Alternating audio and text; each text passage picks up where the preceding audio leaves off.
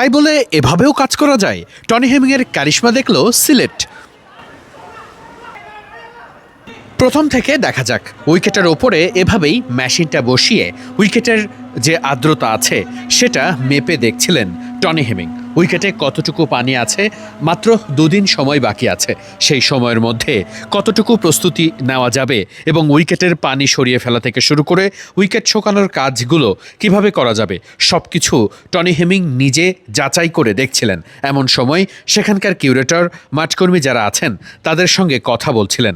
সে সময়ই হঠাৎ দেখা গেল একটা টেবিলের স্ট্যান্ড নিয়ে টনি হেমিং কিছু একটা দেখাচ্ছেন। ঠিক স্ট্যান্ডের দুপাশে কিছুটা জায়গা ফাঁকা রেখে একটা গ্রিন হাউসের মতো পরিস্থিতি তৈরি করা যায় কিনা সেটা নিয়েই টনি হেমিংয়ের আলাপ হচ্ছিল বলেই আপাত দৃষ্টিতে প্রথম দিকে মনে হয়েছে।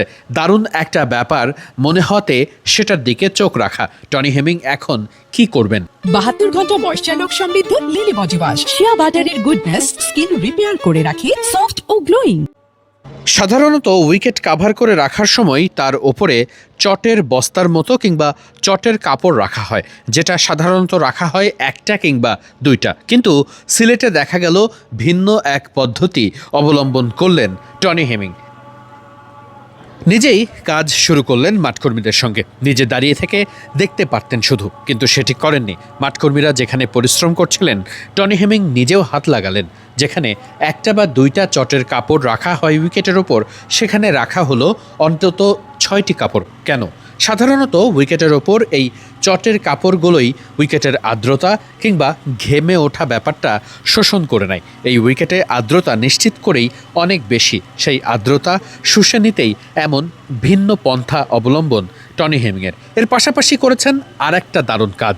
উইকেটের ওপরে একটা কৃত্রিম গ্রিন হাউসের মতো ব্যবস্থা তিনি তৈরি করেছেন। সেটি করতে গিয়ে উইকেটের ওপর ঠিক মাঝ বরাবর টেবিলের যে স্ট্যান্ড আছে সেগুলো একেবারে সোজাসুজি বসিয়ে দিচ্ছিলেন।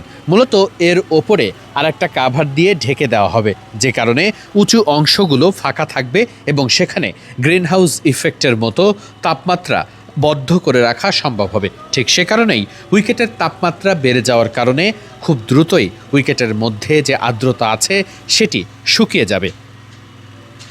ঢাকায় পড়ে থাকতে দেখা গেছে হোবার ম্যাশিং, যেটি খুব বেশি ব্যবহার করা হয় ইংল্যান্ড কিংবা অস্ট্রেলিয়াতে, বিশেষত ইংল্যান্ডে যেখানে বৃষ্টিপাত হয় অনেক বেশি। সেখানে এভাবেই উইকেটের আর্দ্রতা শুষে নেওয়ার কাজ করে থাকে সেই হোবার ম্যাশিং।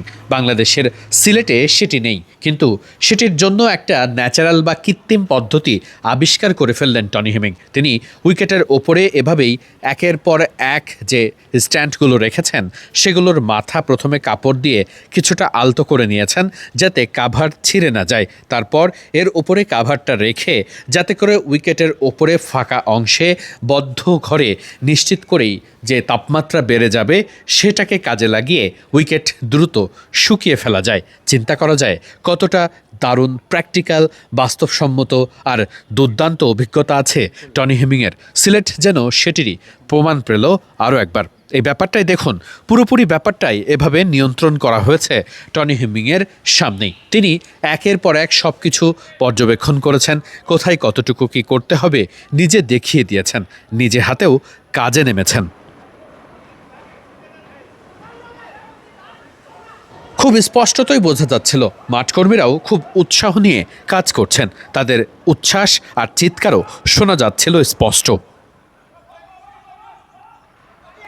টনি হেমিংয়ের এমন কাজের পাশাপাশি এখানকার মাঠকর্মী আর স্থানীয় কিউরেটর যে কত দারুণ কিছু কাজ করেছেন সেটা নিয়ে আলাদা একটা প্রতিবেদন থাকছে মিডফিল্ডে। কাভারটা দেওয়ার সময় কয়েকটা স্ট্যান্ড একটু নড়ে চড়ে গেছে, সেটার জন্য ভেতরে একজন মাঠকর্মী প্রবেশ করেছেন এবং তিনি সব কিছু ঠিকঠাক করে আসছেন। একটা উইকেট প্রস্তুতিতে যে কত কিছু থাকে ভাবা যায়।